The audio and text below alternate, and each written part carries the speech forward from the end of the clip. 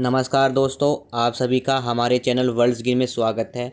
और आज की इस वीडियो में मैं बताने वाला हूं कि कैसे आप ओरिमेंटल केले फ्लावर प्लांट को सीड से ग्रो कर सकते हैं।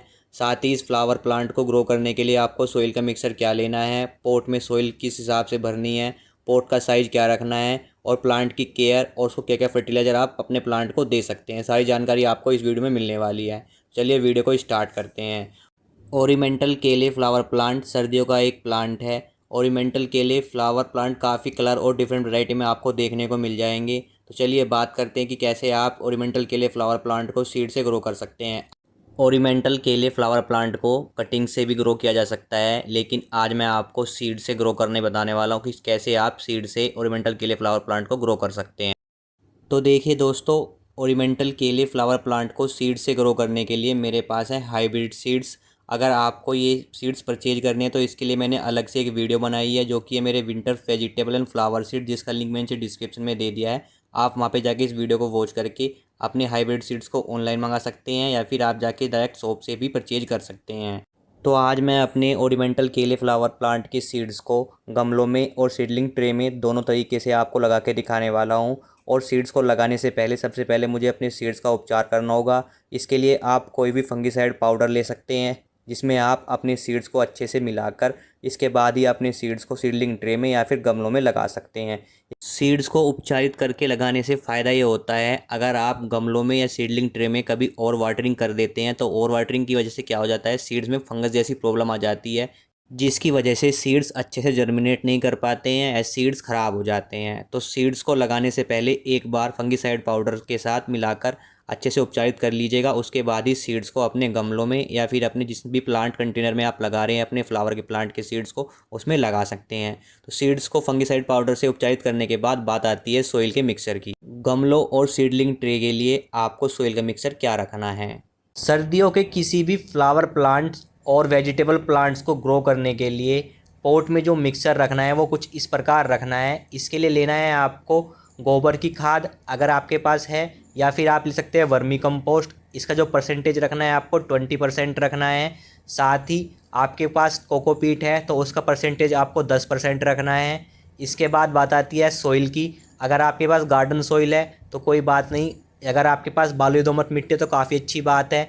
अगर गार्डन सॉइल आप ले रहे हैं तो आपको रखना है 60%। साथ में आपको सैंड रखना है, सैंड की मात्रा आपको 10% रखनी है। कोकोपीट की मात्रा को सॉइल में मिक्स करने से सॉइल हल्की रहती है, जिसकी वजह से रूट जल्दी डेवलप होते हैं।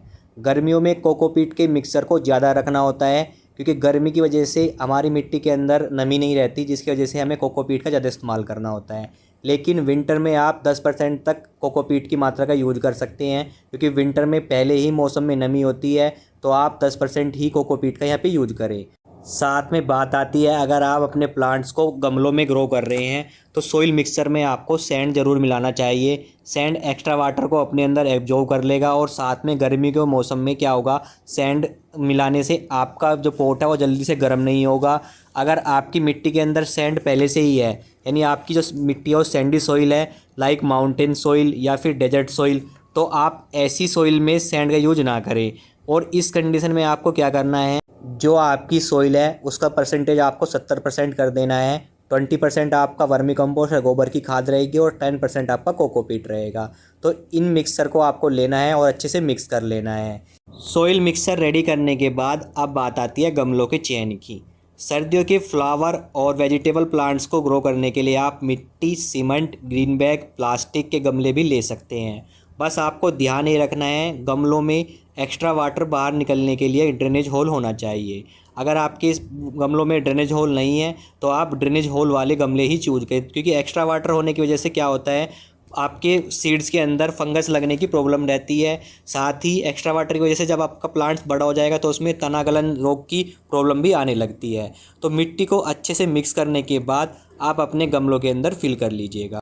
साथ ही मैं अपने ओरिमेंटल केले सीड्स को सीडलिंग ट्रे में भी आपको ग्रो करके दिखाने वाला हूं। तो उसके लिए सोइल मिक्सर क्या रखना है, लेकिन उससे पहले आपको पता होना चाहिए, जो आप सीडलिंग ट्रे ले रहे हैं उसके जो होल्स होते हैं उनके अंदर ड्रेनेज होल होना ज़रूरी है। अगर आपके होल्स के अंदर ड्रेनेज होल नहीं है तो एक बार उसमें होल ज़रूर कर लीजिएगा। अगर ड्रेनेज होल नहीं है, क्योंकि एक्स्ट्रा वाटर होने की वजह से सीड्स हमारे जर्मिनेट नहीं करेंगे और उसमें फंगस की प्रॉब्लम भी लग सकती है। तो इसके लिए मिक्सर क्या लेना है, इसके लिए लेना है देखिए 80% आपको कोकोपीट रखनी है, इसको आप मार्केट से भी परचेज कर सकते हैं। और 20% आपको लेना है वर्मी कंपोस्ट ले सकते हैं या फिर आप गोबर की खाद। इन दो मिक्सर को आपको 80% और 20% के रेशो में रखना है और अच्छे से मिक्स कर लेना है एक बार।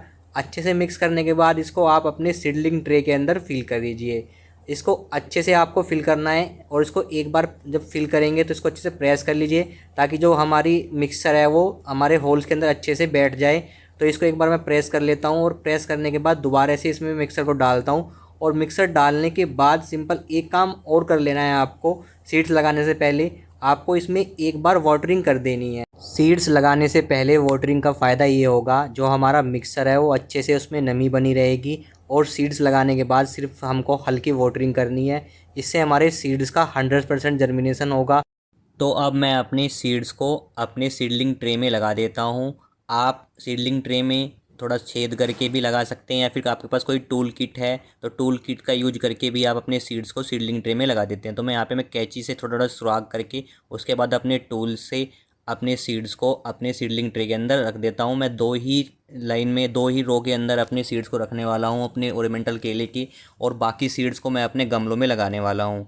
तो जल्दी से मैं अपने सीड्स को, अपने ओरिएंटल केले के सीड्स को अपने सीडलिंग ट्रे के अंदर लगा देता हूँ। सीड्स लगाने के बाद जिस सोइल मिक्सर से मैंने अपने सीडलिंग ट्रे के अंदर सोइल मिक्सर फिल करी है उसी मिक्सर से मैं अपने जो सीड्स को मैंने लगाए हैं उसको कवर कर देता हूँ। और कवर करने के बाद इसमें सिर्फ मुझे हल्की वाटरिंग करनी है।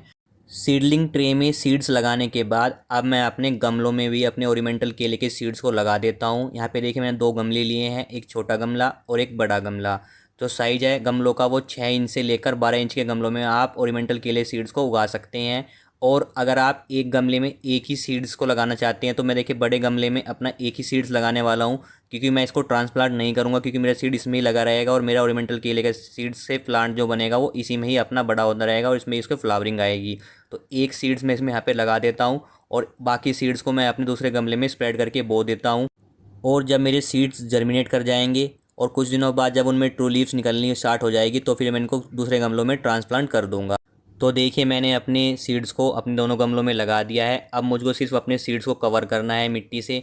मिट्टी से जो लेयर बनानी है वो सिर्फ 2 से 3 mm की लेयर ही रखनी है, ज़्यादा मोटी लेयर यहाँ पे नहीं रखनी है, नहीं तो आपके सीड जर्मिनेट तो करेंगे बट थोड़ा टाइम लग जाएगा उन्हें जर्मिनेट करने में। तो इसमें मैं तो 2 से 3 mm की लेयर ही रख रहा हूँ। और लेयर बनाने के बाद सिंपल इसमें मुझे करनी है हल्की वाटरिंग। जो वाटरिंग मैं करने वाला हूँ स्प्रे के थ्रू ही वाटरिंग करने वाला हूँ। आप भी अपने गमलों के अंदर स्प्रे के थ्रू ही वाटरिंग करें।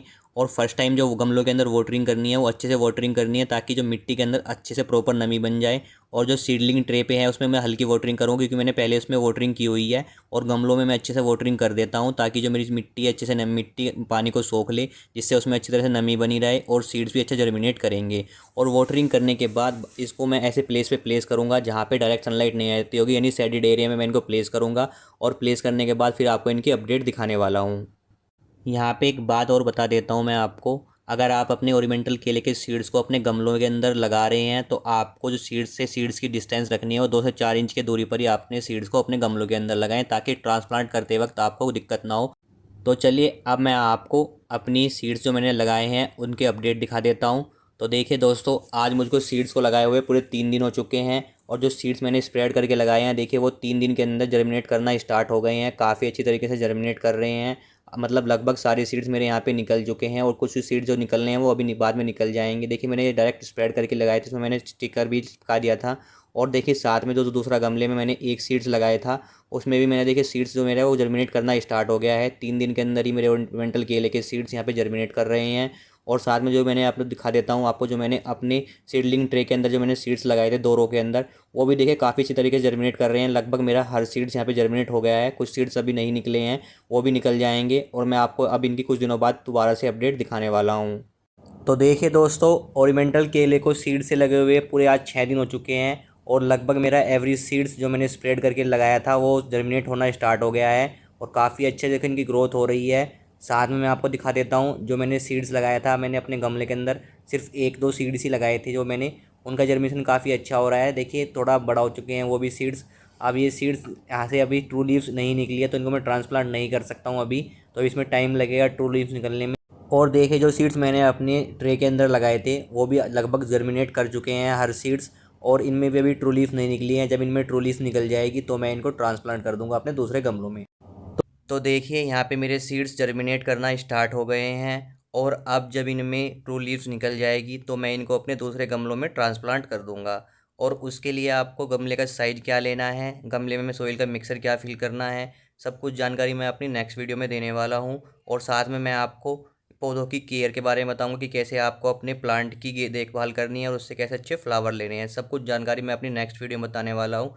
तो नेक्स्ट वीडियो के लिए आप चैनल को सब्सक्राइब ज़रूर कर लीजिएगा और बेल आइकन को प्रेस करना ना भूलें। Thank you.